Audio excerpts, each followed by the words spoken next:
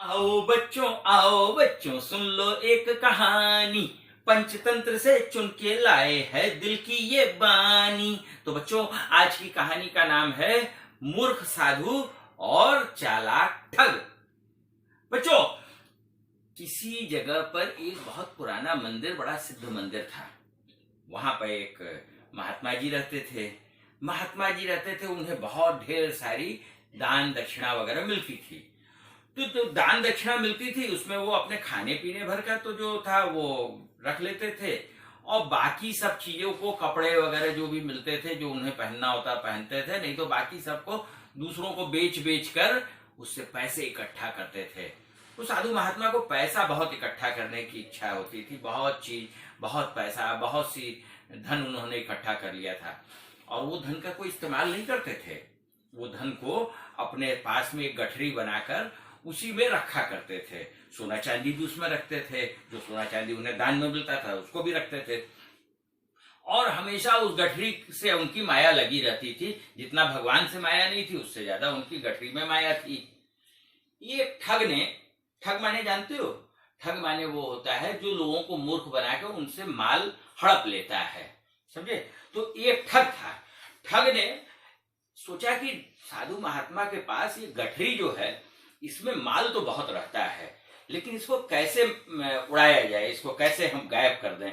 उसने बड़ा कोशिश की, बहुत दिन तक साधु महात्मा का पीछा करते रहा, लेकिन साधु महात्मा अपने से वो गठरी अलग ही नहीं करते थे। अब अलग नहीं करते थे तो उस बेचारे को मौका नहीं मिलता था। तब उसने एक उपाय सोचा कि क्यों ना मैं इनका शिष्य बन जाऊं, और शिष्य बन के इनके पास रहूंगा, और कभी ना कभी मौका मिल ही जाएगा तो मैं इसे लेकर पार हो जाऊंगा। बस फिर क्या था, उसने एक छात्र के तरीके से अपना कपड़े वगैरह, ड्रेस वेस ठीक ठाक कर लिया, और थोड़ी सी चुटिया बढ़ा ली। चुटिया बढ़ा के और जाके उनके पास साष्टांग दंडवत किया। गुरुजी, आप आज से मेरे गुरु हैं, और मैं आपको छोड़कर अब कहीं नहीं जाऊंगा। आपकी ही सेवा करूंगा, सुबह शाम मंदिर को साफ करूंगा, आपके बर्तन धोऊंगा, आपके कपड़े धोऊंगा, सब करूंगा।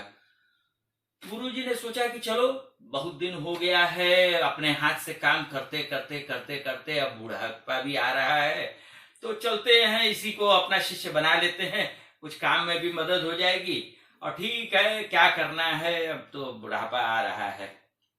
बस उन्होंने उसको शिष्य बना लिया अपना। ठग को तो मौका मिल गया, चलो। बस उसने बड़े मन से मंदिर की सेवा करना शुरू कर दी। गुरु की भी सेवा करता था, रात को सोते थे तो पैर दबाता था, और बड़े तरीके से उनके सिर में तेल लगा के मालिश करता था।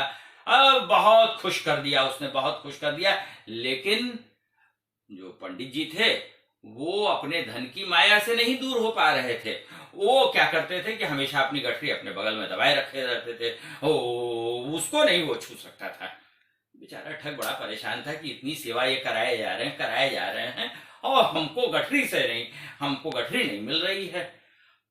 फिर एक दिन की बात है कि गुरुजी को पास के गांव से बड़े यज्ञ अनुष्ठान का न्योता आया। तो बड़े यज्ञ अनुष्ठान का न्योता आया तो गुरुजी ने कहा कि अभी कहाँ मंदिर में अकेला रहेगा ये शिष्य, चलो तुम अभी मेरे साथ चलो। वो कहे कि गठरी तो हम अपने पास लेके चलेंगे, बाकी हमारे कपड़े लत्ते ये सब सामान भी ढो के ले चलना है, तो तू ले चलना, चल। उसने कहा कि हाँ गुरुजी, चलिए चला जाए। रास्ते में एक सरोवर पड़ता था, सरोवर माने तालाब, बड़ा सुंदर सा सरोवर था, उसमें हंस वंस बहुत ढेर सारे थे, बहुत सारी मछलियां थी, बहुत सुंदर पानी था उसका। तो गुरुजी ने कहा कि यहाँ हवा भी बड़ी अच्छी चल रही है, थोड़ी देर विश्राम करते हैं, फिर यहाँ से स्नान करके गांव की ओर चलेंगे।